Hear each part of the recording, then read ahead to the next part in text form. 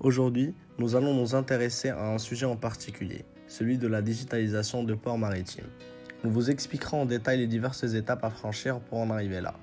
Nous utiliserons 3 situations clés et représentatives afin de mieux vous familiariser aux ports connectés. La première situation est la suivante. Un bateau revient d'une sortie en mer, n'étant pas originaire de ce port, il n'a pas de place attribuée. Désirant d'amérer son bateau, le capitaine de bord est conscient qu'il doit anticiper son arrivée au port car sinon chercher une place disponible pourrait prendre des heures et des heures. Dans un port classique, le capitaine essaierait de contacter le service de commande du port afin d'avoir des infos sur les places disponibles, en ayant de risque de ne pas avoir de réponse. Grâce au Big Data, il n'aurait même pas besoin de contacter le service de commande. Je m'explique.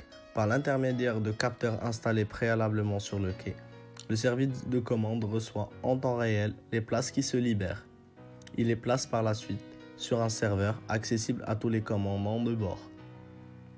Revenons à notre commandant. Heureux par le fait d'avoir trouvé une place dans le port, il sait donc ce qu'il lui reste à faire. Pour mesurer la qualité de l'air et de l'eau, il existe des navires qui font des allers-retours. Ces derniers provoquent des problèmes de pollution. De ce fait, avec la digitalisation des ports, les drones remplacent les navires car ils ne présentent aucun danger pour l'environnement. Les ports sont considérés comme un lieu stratégique pour les échanges entre les commerçants ou autres. Par ailleurs, l'absence du suivi des commandes retarde généralement l'arrivée de celles-ci, et ceci provient de l'inexistence de traces de commandes. En effet, les clients déposent des réclamations à chaque flux de marchandises non accompli.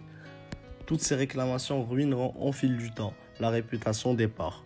Grâce aux données cryptographiques, plusieurs applications ont été mises en place afin de permettre aux acheteurs d'avoir l'historique des marchandises achetées ou d'autres qui permettent de disposer de plusieurs infos concernant l'authenticité de ces marchandises et d'où elles proviennent. Dans cette situation, le monsieur doit signer et approuver 30 documents avant l'exportation d'un bloc de conteneurs. Cette procédure prend énormément de temps, mais avec la mise en place de la blockchain, le temps n'est plus un souci, car cette technique permet l'exportation ou l'importation de marchandises en utilisant des données certifiées. Afin d'attirer le plus grand nombre de trafics maritimes et faire face aux défis, tous les ports du monde se voient entrer en compétition en essayant de mobiliser toutes les technologies ou influencer tous les acteurs du marché portuaire.